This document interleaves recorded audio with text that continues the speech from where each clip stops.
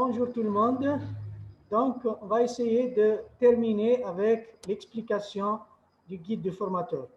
La dernière passée, on a expliqué la vue d'ensemble du programme GERM. On a expliqué que dans le guide du formateur GERM, la première partie, on trouve l'OIT, le programme GERM, l'histoire du programme GERM, les modules de formation, les objectifs du programme, les groupes ciblés, la stratégie de la mise en œuvre et le matériel de formation du programme GERM. Puis, on a commencé l'explication du cycle de formation et compétences du formateur GERM. On a dit que c'est la partie la plus importante. On a expliqué la partie marketing, puis la partie sélection des entrepreneurs, analyse des besoins en formation, répartition et préparation et conception du programme de formation et la conduite de la formation, puis le suivi et enfin le contrôle et l'évaluation. Donc, pour rappel, donc pour le marketing, on a dit qu'il y a 7 P du marketing du formateur GERM, on les a expliqués, puis on a passé à la sélection des entrepreneurs. Maintenant, on va essayer d'aller en détail sur la sélection des entrepreneurs dans le programme GERM. Donc, la procédure de sélection du programme GERM, donc, c'est une procédure qui nous aide à faire le recrutement des candidats selon un vaste éventail de critères GERM. C'est-à-dire la sélection, donc au premier lieu, donc il y a un public qui va se présenter pour bénéficier de la formation GERM. Donc, il y a des critères pour faire la sélection. Donc, c'est quoi ces critères de sélection et en quoi consiste la bonne sélection dans le programme GERM? Donc, la sélection des personnes qui bénéficieront plus de la formation GERM doit passer par des critères pour faire des groupes homogènes. Donc, on doit regrouper les individus aux caractéristiques similaires afin que la formation ait le meilleur impact. Maintenant, quels sont les critères de sélection dans le programme GERM? Donc, les critères de sélection, il y a les critères généraux. Donc, tous les candidats. Donc, on va faire la présélection. La première des choses, on va prendre en considération l'âge.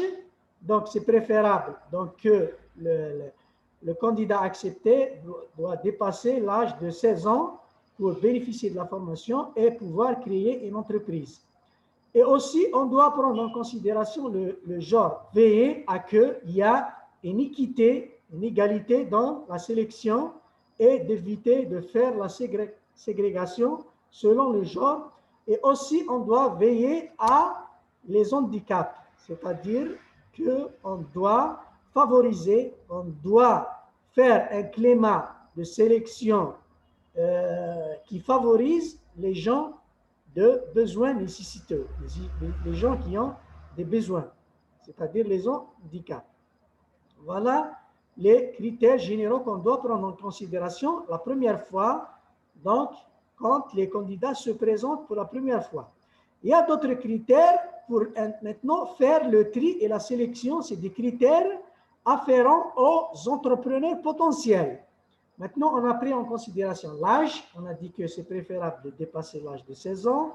On a dit que c'est préférable de faire des faveurs pour avoir un climat d'égalité entre les sexes. Et on doit créer aussi un climat de faveur pour les handicapés. Maintenant, on va passer à d'autres critères qui sont les critères des entrepreneurs potentiels. Maintenant, les entrepreneurs donc, peuvent être motivés et prédisposés à lancer une entreprise. Bon, pour les entrepreneurs potentiels, on peut trouver qu'un candidat est motivé. Donc, s'il est motivé, donc, on peut commencer directement la formation tri, créer, puis gère. Mais s'il n'est pas motivé, on doit faire quelque chose pour le motiver. Donc, on doit le motiver. On va trouver une motivation réel. Pourquoi il veut se lancer dans les affaires? Est-ce que vraiment il a la motivation ou bien c'est une opération seulement passagère, c'est un envie passagère. Donc, on doit veiller à que les gens aient une motivation. On peut trouver des gens qui ont une motivation, mais qui ne possèdent pas une idée d'entreprise concrète et réalisable. Donc, s'il a une motivation, on doit veiller à que son idée d'entreprise soit concrète et réalisable. Donc, il va passer par la formation TRI pour que son idée devienne une idée concrète et réalisable et non seulement un rêve. D'accord. Maintenant, on a la motivation, on a une idée d'entreprise concrète et réalisable. Maintenant, est-ce qu'il dispose des compétences techniques pour lancer une entreprise? Parce que quand il fait la formation TRI, après sa motivation, donc il va passer à la formation CRE. Est-ce qu'il dispose des compétences techniques? S'il ne dispose pas des compétences techniques, on doit veiller à le guider pour avoir les compétences techniques ou bien avoir le personnel qui dispose de la compétence technique par rapport à l'entreprise qui va créer. Maintenant, ça, c'est pour les entrepreneurs potentiels, les entrepreneurs qui veulent se lancer dans les affaires. Maintenant, on va passer aux critères de sélection pour les entrepreneurs en activité. Donc, pour les entrepreneurs en activité, on peut trouver des candidats qui possèdent une entreprise viable. Ils ont des perspectives pour l'entreprise. Ils ont de l'expérience dans les affaires. Ils sont bien placés dans la profession. Voilà. Donc, si on trouve quelqu'un qui a une entreprise viable, c'est-à-dire une entreprise formelle, si quelqu'un qui a une activité qui n'est pas formelle, donc on peut lui refaire une formation en création et trouver des idées d'entreprise. Mais maintenant, pour faire la formation en gestion des entreprises, on doit veiller que les candidats possèdent une entreprise viable, ils ont des perspectives pour l'entreprise, ils ont de l'expérience dans les affaires, ils sont bien placés dans la profession. C'est-à-dire, celui qui veut faire la formation gestion d'entreprise pour mieux gérer son entreprise, il doit être au moins bien placé pour prendre des décisions et changer au niveau de l'entreprise. S'il n'a pas de pouvoir, donc ça ne sert à rien de lui faire toute la formation en gestion d'entreprise alors que son poste ne permet pas de faire un changement, ne permet pas de faire des décisions au niveau de l'entreprise.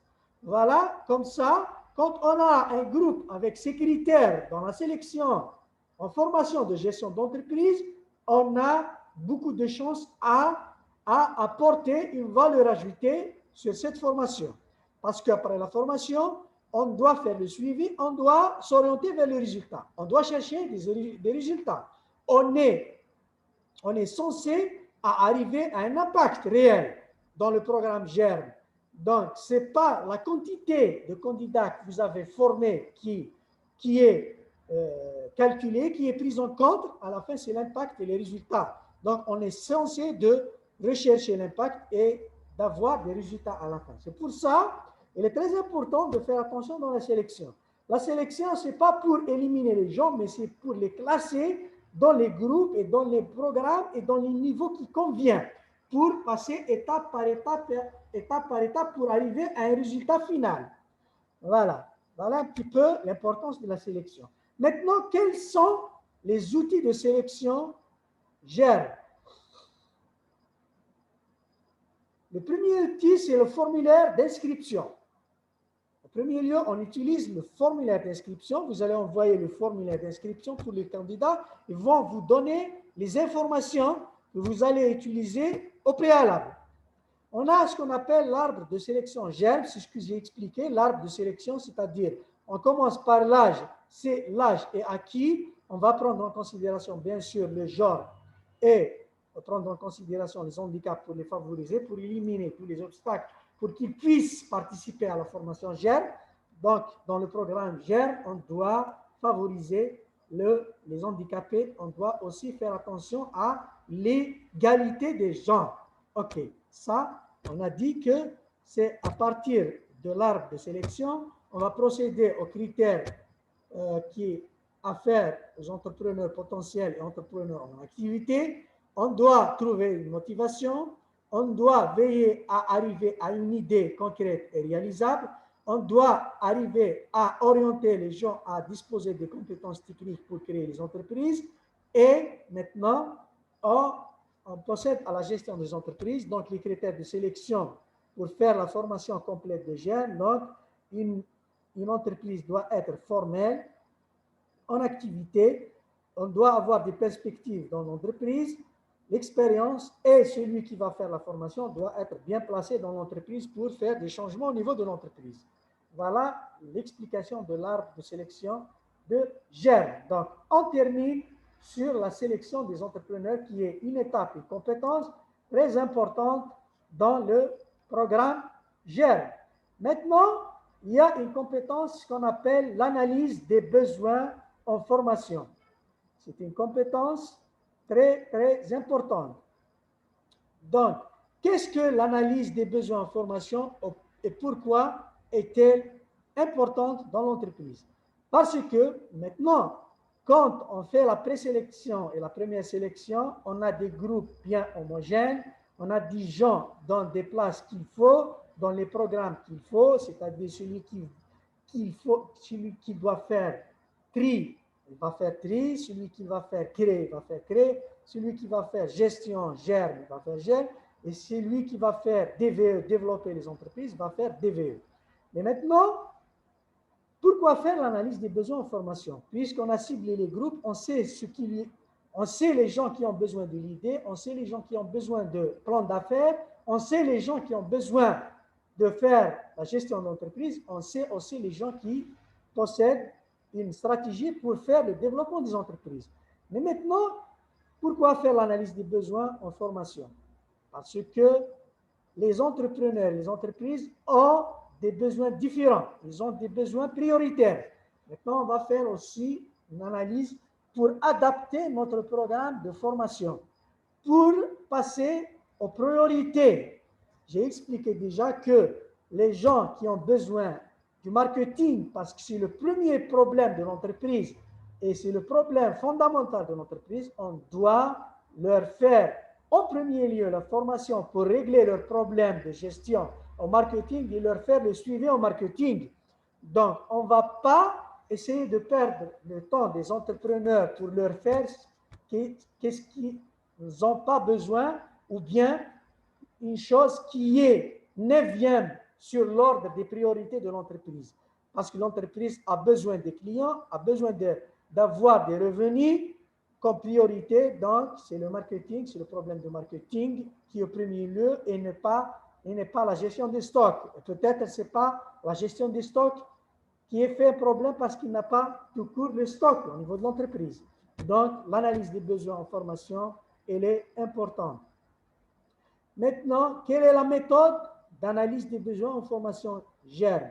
Donc, la première des choses, on doit identifier les attentes en formation de vos clients.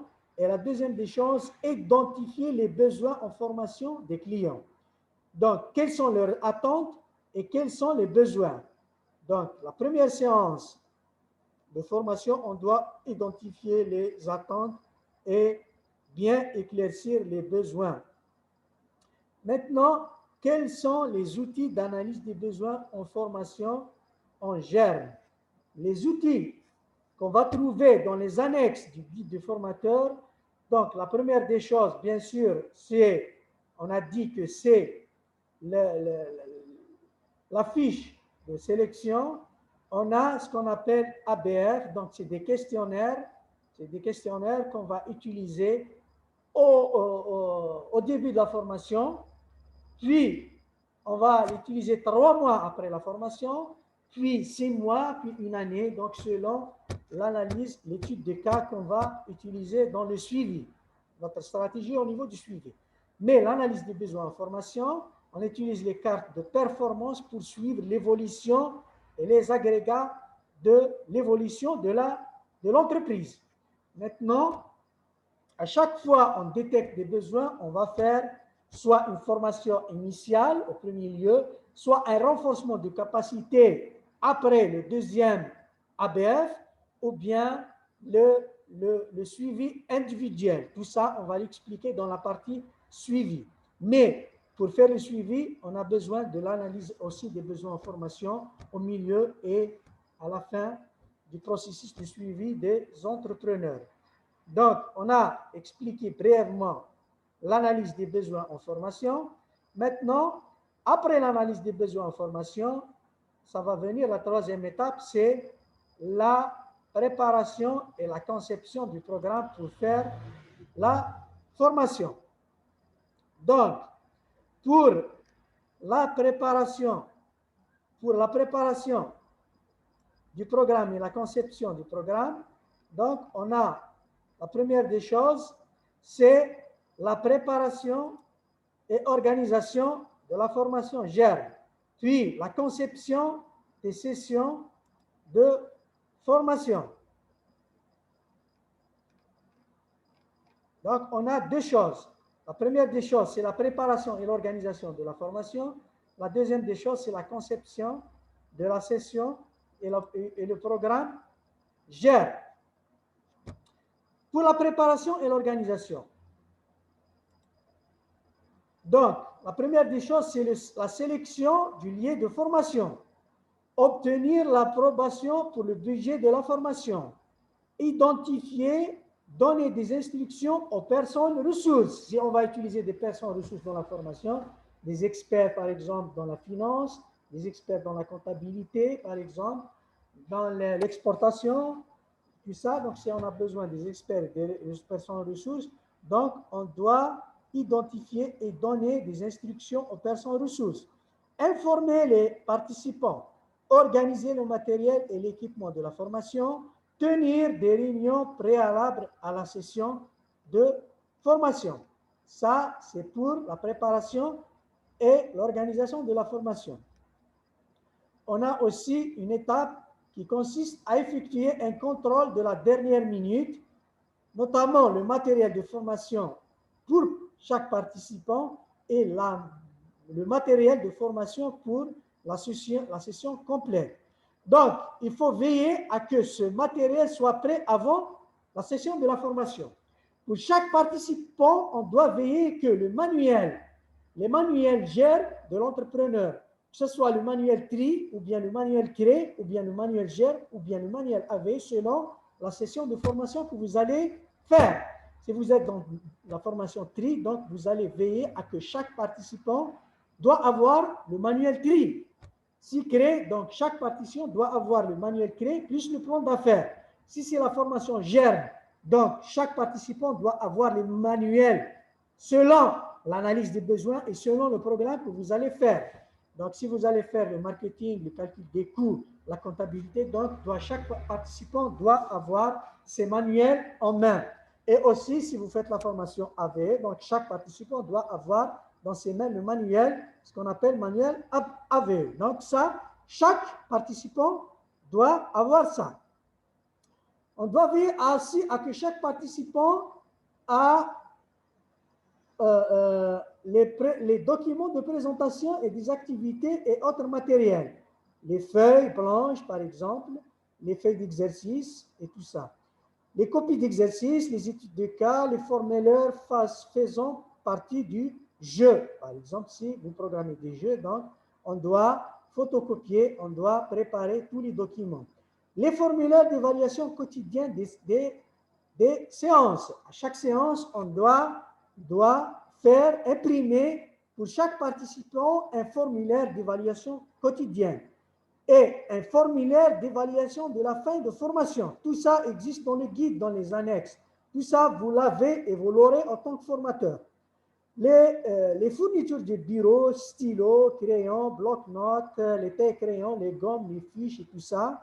Les étiquettes, si vous utilisez les étiquettes, ou bien les métaplans, et l'eau et les pauses café qui est optionnel. Donc, si vous programmez de faire des pauses café et de l'eau, donc on doit veiller à que pour chaque participant, la quantité suffisante pour chaque participant dans la session de formation. On a aussi le matériel, on a besoin du matériel pour la session, les jeux d'entreprise, les manuels du jeu d'entreprise, le tableau papier, le tableau blanc, bien tableau noir, les fournitures du bureau, les rubans, les cols, les marqueurs de couleur, les crayons, les brosses, tableaux, chiffons, le projecteur, si j'utilise le projecteur ou bien le data show, les graffeuses, les agrafes, les ciseaux, les règles, les papiers, etc. Les bannières, les affiches et autres matières publicitaires. Les panneaux à épingles, les cartes à épingles optionnelles, les TV ou bien le projecteur ou bien le data show. Tout ça doit être bien prêt avant la session de formation. Donc, on a parlé sur l'organisation et la préparation de la formation. On a tout expliqué pour la préparation.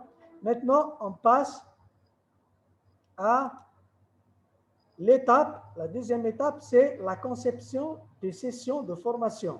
On a fait la préparation physique de la salle, la préparation du matériel, la logistique.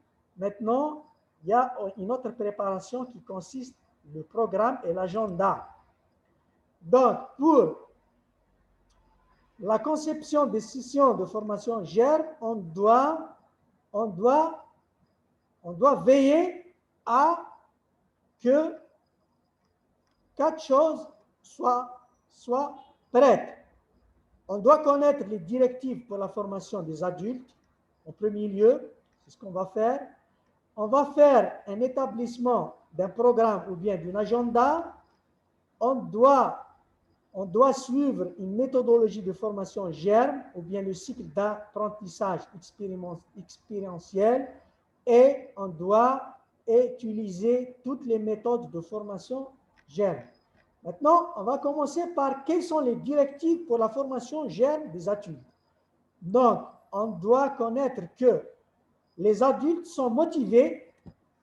Les adultes, ce n'est pas comme les enfants, ils sont déjà bien motivés. Ils ont fermé leur boutique, ils ont venu. Donc, on doit utiliser cette motivation. Ils sont actifs dans la formation. C'est pour ça qu'il faut utiliser une approche participative dans la formation des adultes. Ils sont conscients de la valeur du temps. Ils sont conscients de la valeur du temps. Ils ne sont pas ici pour perdre leur temps. Ils sont conscients de la valeur. Donc, s'ils laissent leur travail et venir ici, donc on doit prendre en considération qu'ils sont conscients de la valeur du temps. On ne doit pas perdre du temps. On ne doit pas perdre leur temps. Ils sont utilitaristes. Ils cherchent l'utilité. C'est quoi la valeur ajoutée concrète de votre formation? Ils sont réceptifs, ils comprennent bien, ils sont réceptifs et ils sont expérimentés, ils ont de l'expérience. C'est pour ça, dans l'approche participative, on doit utiliser l'expérience des entrepreneurs qui sont en face de nous.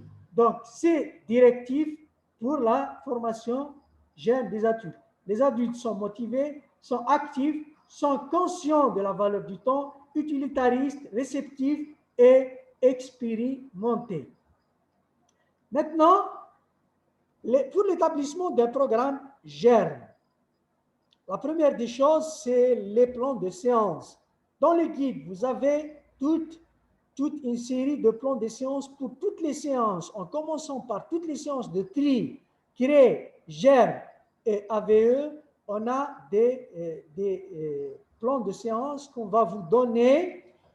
Donc, ils sont standards. Vous pouvez les adapter selon les objectifs et selon le niveau et selon les priorités de votre programme. Donc, vous avez un outil, ce qu'on appelle les plans de séance. Le plan de séance, vous allez diviser votre séance en objectifs. Le plan de séance va vous orienter quelle approche, quel exercice, quelle page, quel manuel utiliser. On va vous distribuer ça. Vous allez travailler avec des plans de séance. Maintenant, si vous avez des plans de séance standards, mais vous devez les adapter à votre milieu, à votre pays, à votre langage, à votre objectif, à votre niveau, à votre stratégie.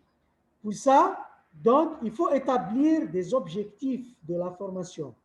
Les objectifs, vous trouvez des objectifs standards, mais il faut avoir des objectifs toujours qui doivent être formulés selon les participants, selon le niveau des participants, selon les priorités des participants. Donc, vous devez établir des objectifs de la formation qui doivent être toujours formulés selon les participants. Le moyen le plus simple, à l'issue de la présentation des objectifs de la session, c'est que les participants seront en mesure d'apprendre, de faire ça et de faire ça. Donc, vous allez bien les présenter. C'est-à-dire, tout simplement, vous allez dire au début de la session de formation que à la fin de cette session de la formation, les participants seront en mesure de faire ça et ça et ça. Les objectifs de la session doivent être spécifiques et facilement mesurables. Donc, la session de formation de marketing va être en mesure de vous apprendre à connaître c'est quoi le marketing, l'utilité du marketing et comment faire présenter votre produit, comment identifier les clients et les besoins, comment identifier les concurrences, comment analyser les concurrents et leurs points forts et leurs points faibles. Donc, c'est des objectifs qui doivent être spécifiques et facilement mesurables. Les objectifs doivent être réalisables, c'est-à-dire on ne peut pas faire une session de formation pour dire qu'à la fin de la session de formation de marketing, vous allez devenir des docteurs en marketing et vous pouvez enseigner le marketing à l'université de Cambridge. Ça, non. Les objectifs doivent être réalisables, simples et en mesure des attentes et du niveau et de la valeur ajoutée qui attendent de vous, les participants. Et donc, il ne faut pas être trop philosophique, il faut être bref et efficace. Les objectifs peuvent s'articuler autour de différents types de changements. Changer le savoir-faire et changer le savoir-être des participants. Le savoir, c'est des informations qui seront utiles.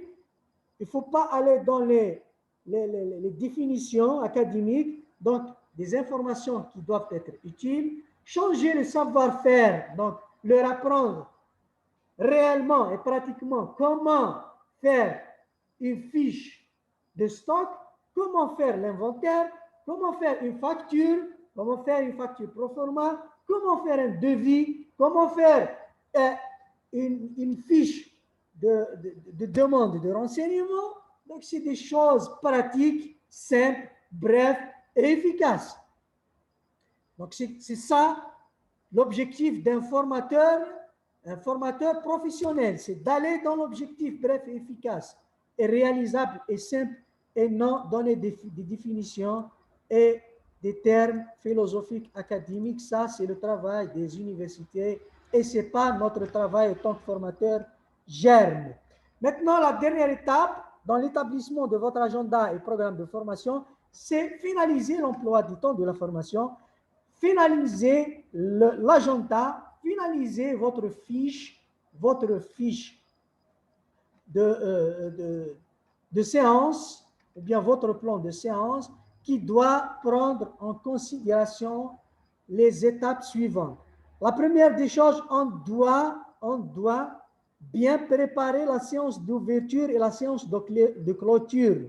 Donc, on doit la planifier, on doit lui faire une fiche de présentation ou bien un plan de séance, une fiche de séance pour l'ouverture et la clôture. On doit faire l'introduction au programme GERM. On doit faire les présentations mutuelles du formateur et des participants. On doit faire des brise-glaces, des energizers ou activités de réveil du groupe. On doit respecter ce qu'on appelle l'IOTAC dans les séances. Dans le contenu des séances, on doit respecter l'IOTAC. C'est quoi l'IOTAC? On doit l'expliquer après. On va l'expliquer. On va faire des exercices et des pratiques sur l'IOTAC. L'IOTAC, c'est-à-dire faire une introduction très claire des objectifs, motivante, bien expliquée, faire un échange après l'introduction, faire l'échange, poser des questions, donner des exercices, faire des activités, puis terminer l'échange par la théorie, théoriser l'échange, donner-lui une théorie, une définition, faire l'application, les exercices et faire la conclusion, une bonne conclusion. C'est ça l'UTAC. Dans la séance, on doit respecter l'UTAC. Introduction, échange, théorie, application, conclusion. On doit aussi faire des jeux de rôle, des visites de terrain et des conférenciers invités, des personnes ressources dans notre emploi du temps. Élaborer des plans d'action, parce qu'à la fin de la formation, on doit avoir des plans d'action que les entrepreneurs doivent réaliser, des actions pour régler leurs problèmes de gestion, pour faire des changements, que ce soit au niveau de leur savoir et leur savoir-faire et leur savoir-être. Et il faut faire les évaluations quotidiennes, donc il faut les inclure dans votre plan de séance, dans votre stratégie de formation. Tout ça, et à la fin, et faire l'évaluation finale de la formation. Donc, on ne va pas vous dire d'inventer tout ça, ça existe dans le guide du formateur, les annexes, ça existe. Il suffit seulement de pratiquer et d'utiliser vos moyens qui existent. Donc, si vous êtes un mécanicien, on va vous donner une valise d'outils pour faire la mécanique. Si vous n'utilisez pas ces outils, donc vous n'êtes pas un bon mécanicien. Si vous voulez être un bon formateur certifié, on va vous donner une valise d'outils. Il faut seulement utiliser ces outils. Voilà un petit peu sur l'établissement du programme GERM qui rentre dans l'activité de préparation et d'organisation de la formation. Bon, maintenant, on va passer à la méthodologie de formation GERM. On a dit qu'il faut respecter la méthodologie. La méthodologie, c'est l'approche participative. C'est le cycle d'apprentissage expérientiel, c'est-à-dire passer par l'expérience, puis terminer par des définitions et des données et des informations. On passe toujours par l'expérience, on passe par des exercices, par des histoires, par des jeux, puis passer à les conclusions théoriques. Donc, le cycle d'apprentissage expérientiel, ce qu'on appelle CAE, la première étape, c'est l'expérience par la pratique. On va faire une expérience par la pratique. C'est-à-dire donner une question, demander à un participant de nous raconter sur son expérience dans le marketing, par exemple, comment il fait le marketing, exposer un cas, faire un jeu d'entreprise, puis passer au partage de l'événement, puis l'analyse de l'événement, puis la conclusion et les points clés de l'apprentissage. Et la dernière étape, utilisation en situation réelle, c'est-à-dire les points d'apprentissage qu'on a appris à partir d'un jeu, à partir d'un exercice, à partir d'une étude de cas, comment faire ça en réalité, comment exposer et adapter ça dans notre réalité. Donc, c'est ça l'apprentissage expérientiel. Le programme GERM s'appuie sur le cycle d'apprentissage expérientiel. Maintenant, les méthodes de formation GERM. Ici, je suis en train d'expliquer seulement le guide du formateur parce que vous allez faire des travaux après sur le guide du formateur. Donc, vous allez retourner à mes explications pour comprendre des choses au niveau du guide du formateur. Les méthodes de formation en GERM, ce qui existe comme méthode de formation en GERM, vous allez trouver ça dans le guide du formateur bien expliqué. La première des choses, c'est le brainstorming. On utilise beaucoup le brainstorming. Vous allez trouver des définitions et comment et où et quand utiliser le brainstorming. On a une autre méthode, ce qu'on appelle la discussion. On a les exercices écrits, que ce soit exercices individuels ou bien exercices collectifs par groupe. On a les études de cas et on a le jeu de rôle. Le jeu de rôle, on utilise les jeux de rôle dans les méthodes de formation en GERM. aussi. Voilà un petit peu sur la conception des sessions de formation GERM qui fait partie dans l'étape de préparation du programme GERM. Maintenant, on va passer à l'étape suivie. Donc, juste après la préparation et la conception du programme, on a la partie préparation et organisation de formation et conception des sessions et des agendas. Maintenant, la conduite de la formation. La cinquième compétence, c'est la conduite de la formation GERM. Donc, c'est une compétence très importante, là où il y a beaucoup de savoir-faire, du savoir-être là-bas. Donc, pour la conduite d'une formation GERM, on doit maîtriser les compétences de conduite d'une séance d'ouverture. Comment gérer la séance d'ouverture?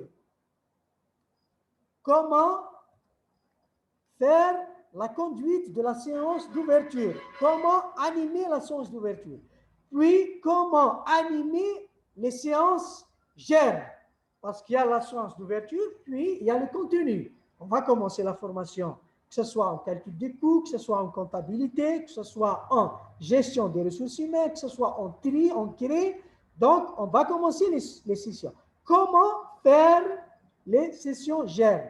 Puis, comment faire la conduite de la séance de clôture? Voilà les trois parties dans la conduite et l'animation des formations GERM. On va commencer par la conduite de la session d'ouverture. La première des choses, c'est la bienvenue, souhaiter la bienvenue pour les participants, pour les invités, pour l'organisateur, pour les personnes ressources, pour les coformateurs. Donc, on doit faire la séance, bien la présentation et le souhait de bienvenue. Présentation des formateurs. Donc, se présenter en tant que formateur et chaque formateur doit se présenter. L'auto-présentation des participants. Donc, les participants doivent se présenter. Il y a toujours beaucoup de manières pour présenter, pour s'auto-présenter au niveau des participants. On prend quelques exemples.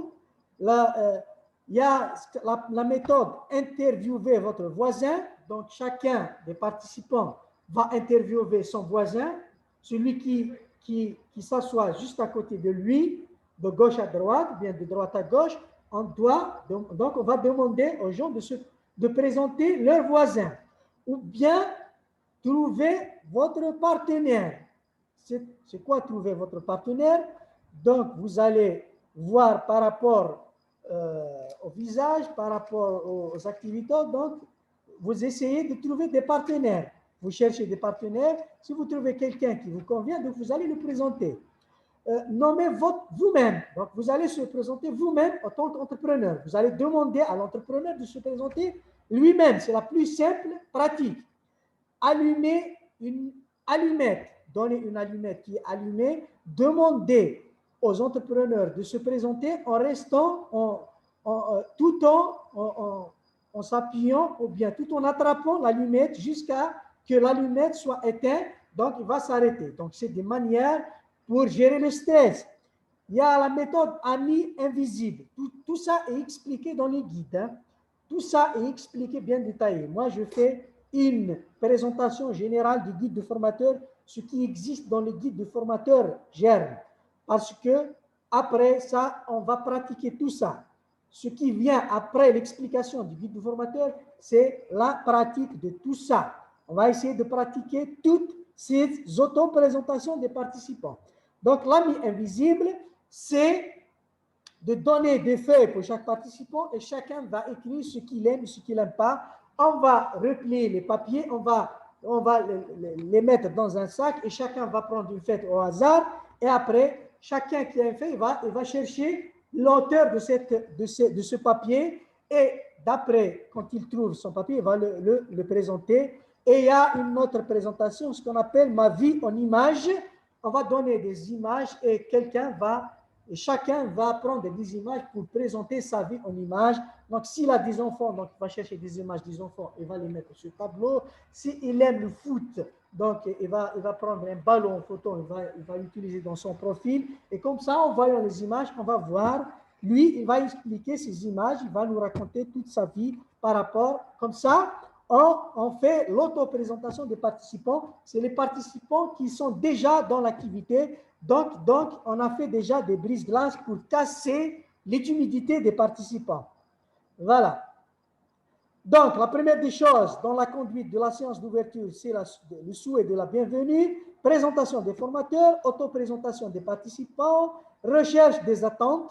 On va demander aux gens quelle est leur attente de cette formation, pourquoi ils sont venus ici. Après, comment faire ça? Donc, on peut distribuer des feuilles, ils vont écrire, ou bien ils vont parler, nous, on va écrire sur le tableau. Mais la chose la plus importante, c'est bien analyser les attentes des participants. Parce que s'il vient pour faire quelque chose qui n'est pas programmé dans cette formation, on doit le corriger au début.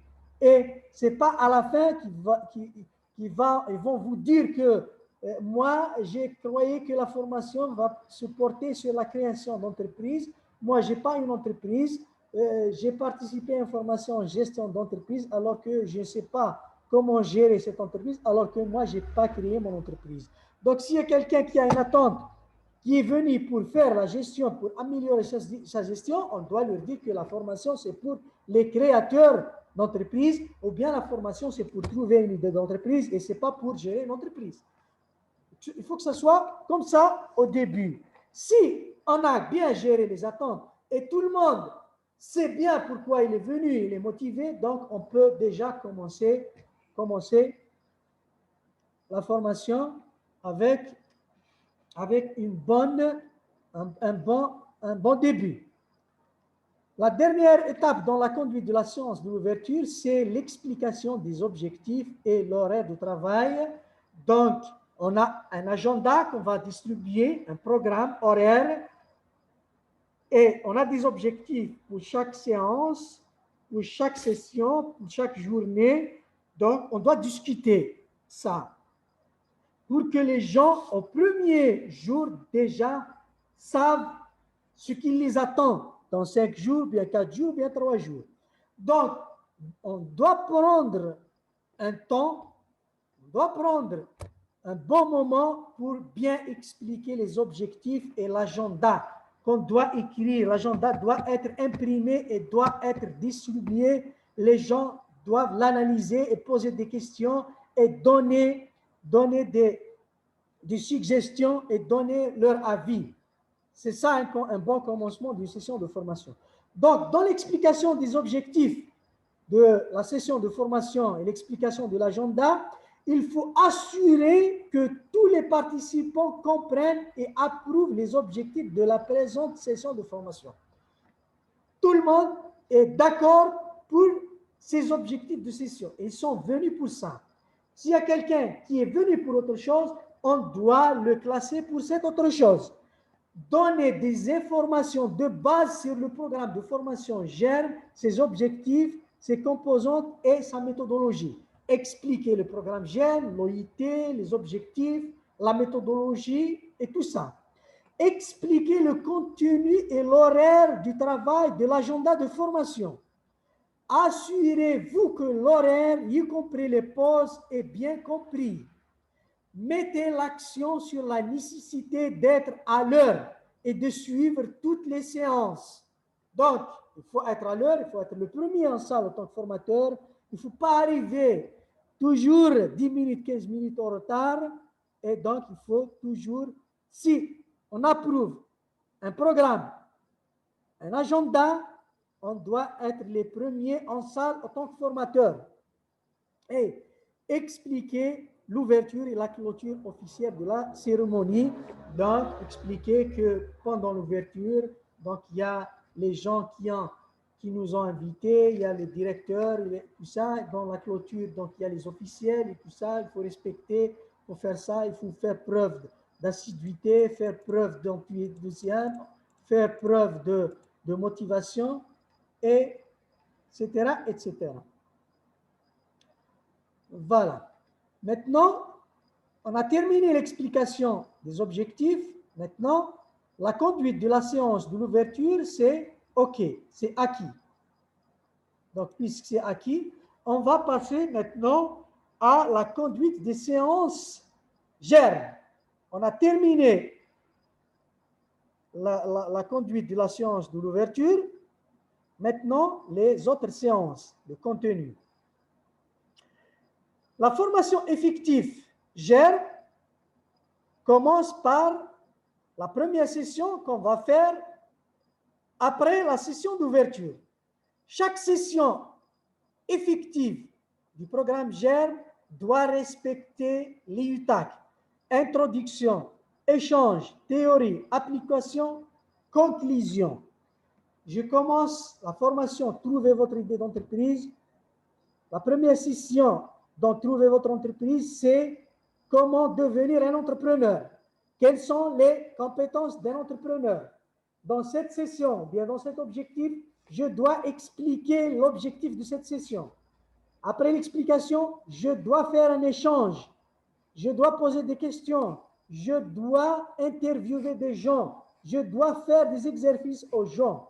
Puis, on doit clôturer cet échange par la théorie, par des notions, par des conclusions concrètes, simples, brefs et efficaces.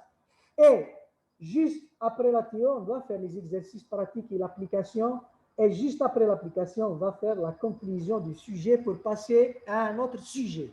Donc, si on ne respecte pas cette méthodologie, donc la formation germe va passer à côté de la plaque.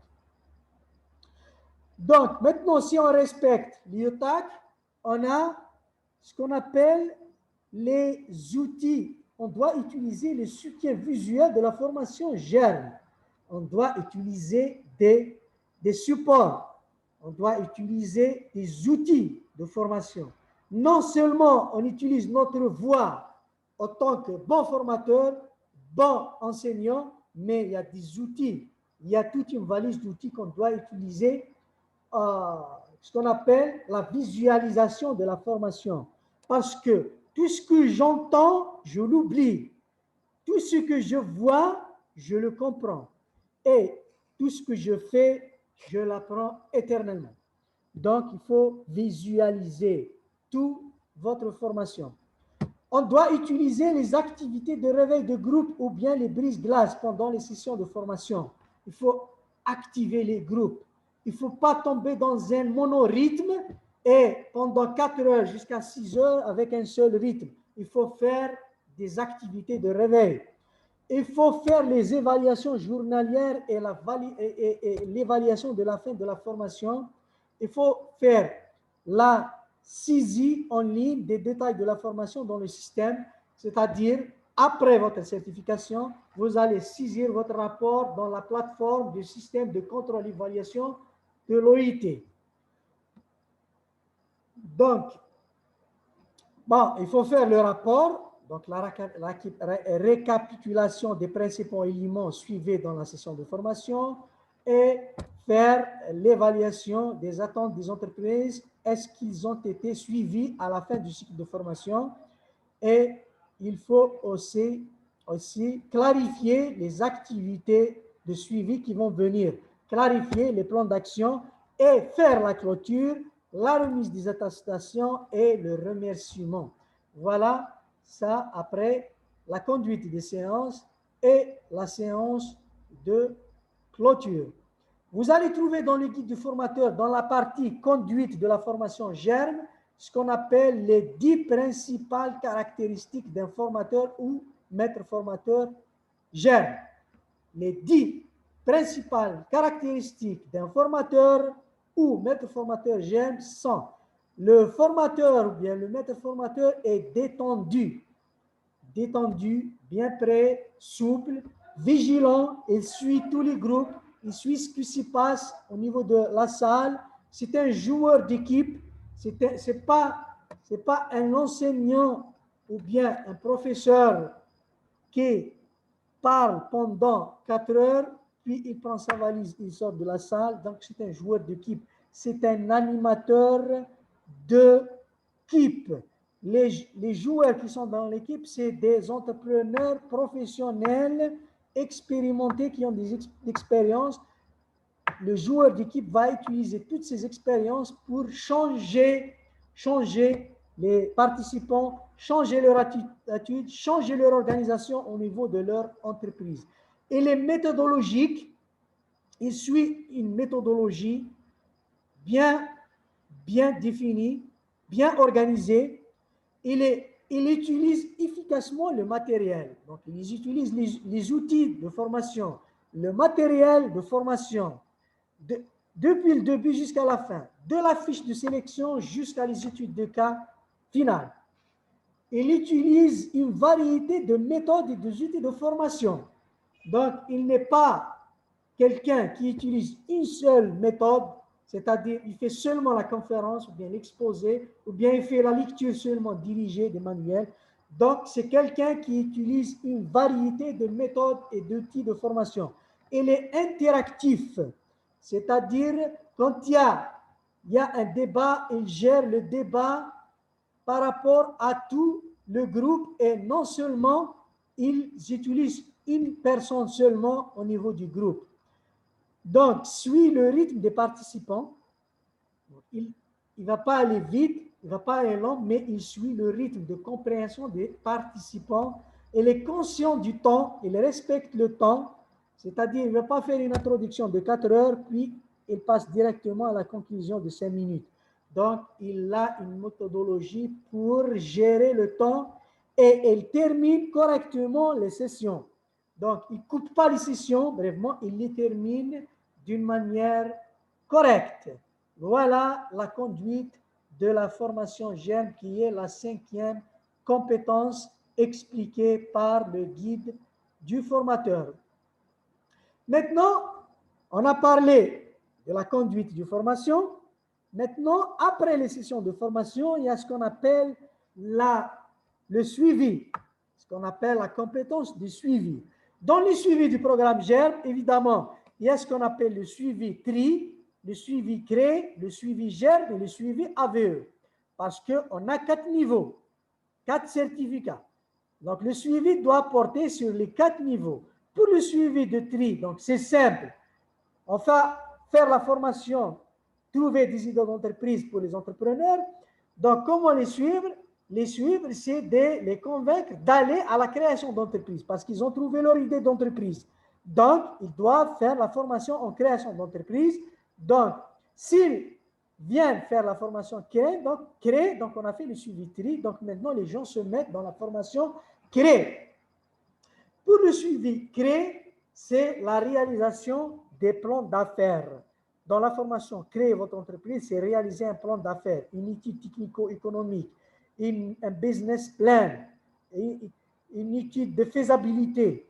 Tout ça, si on fait la formation créer et on réalise, on soutient, on suit l'entrepreneur pour réaliser son plan d'affaires, donc à partir de là, on a bien fait le suivi de la formation créer. Maintenant, le suivi de la formation GERM, c'est-à-dire la 3e GERM, GERM minuscule, gérer mieux votre entreprise. Parce que le majuscule, c'est tout le programme GERM. Mais quand on utilise GERM minuscule, c'est-à-dire la 3e composante, ou bien le 3e niveau qui est la formation gérer l'entreprise.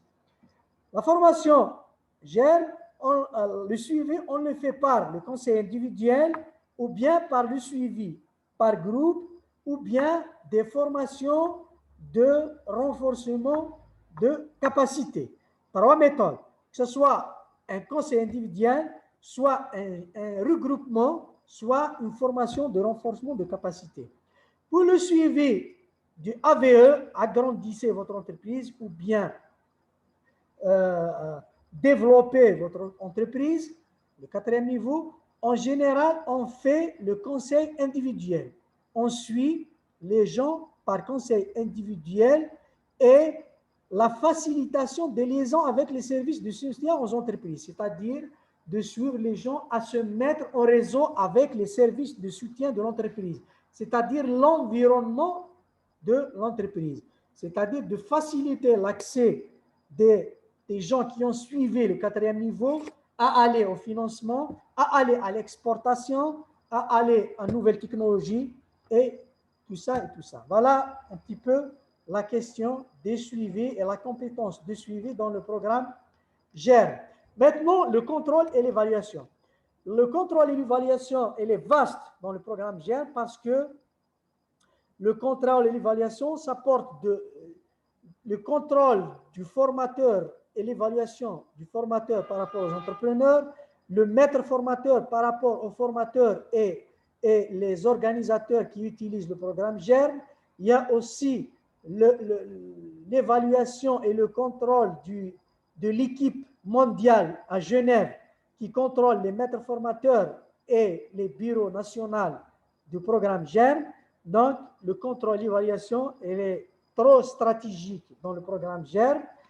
Ce qui nous intéresse en tant que formateurs, c'est comment contrôler et évaluer les entrepreneurs, les sessions de formation pour s'auto-développer. Comment utiliser le feedback pour, en tant que formateur pour se développer. Parce que dans le guide du formateur, vous allez trouver des explications comment l'équipe de coordination mondiale, comment elle évalue et comment elle contrôle les maîtres formateurs et comment les maîtres formateurs contrôlent et évaluent les formateurs et les centres de formation qui sont certifiés, ou bien les organismes qui sont certifiés, qui utilisent le programme GERM, et comment les formateurs contrôlent et suivent et évaluent les entrepreneurs. Donc, il y a beaucoup de choses, mais nous, on va se contenter sur comment les formateurs contrôlent et suivent et évaluent les entrepreneurs et les sessions de formation. Donc, la trousse d'outils. Quels sont les outils d'évaluation pour les entrepreneurs? Donc, pour les entrepreneurs, ils sont contrôlés par les formateurs et les maîtres formateurs. Les documents qu'on utilise pour ramasser des informations, c'est le formulaire d'inscription, c'est l'arbre de sélection GERM, et c'est le formulaire de performance et de mise à jour. Tous les formulaires de performance de mise à jour et les études de cas réalisées par les formateurs à travers les entrepreneurs sont suivis par le formateur. Mais maintenant, on utilise l'outil le plus efficace, c'est la base de données, c'est le site officiel de l'OIT, ce qu'on appelle Gateway. Le Gateway, c'est le portail. Le portail, quand vous serez certifié, vous aurez un mot de passe et vous allez remplir les données là-bas. Donc, vous faites le suivi de vos activités. Donc, le portail GERM, il y a seulement 6 questions à remplir pour remplir vos rapports. Quand vous faites la formation, vous êtes certifié, vous faites la formation, vous allez remplir votre rapport sur la plateforme, sur le site officiel. Comme ça, vous allez être figuré au niveau mondial. Toutes vos activités sont contrôlées et suivies par le maître formateur et par les bureaux nationaux de BIT et régionaux, et puis l'équipe mondiale qui se trouve à Genève. Donc, sur le portail GERM, on a presque 6 questions à répondre. La date, la durée et le lieu de la formation, le niveau de formation, est-ce que c'est formation de formateur, est-ce que formation d'entrepreneur, est-ce que formation de maître formateur. Donc, la main que vous aurez en tant que formateur certifié, c'est de remplir la fenêtre formation d'entrepreneur. Le type de formation, est-ce que c'est une formation initiale, est-ce que c'est un renforcement de capacité, les modules que vous avez formés, est-ce que c'est TRI, ou bien CRE, ou bien GERM, ou bien AVE, ou bien GERM niveau 1. Donc, le GERM niveau 1, c'est le GERM simplifié. C'est un GERM très simplifié. Quand le niveau des entrepreneurs est bas, on utilise la simplification d'échange. On a aussi le nombre de participants, femmes et hommes. Donc, on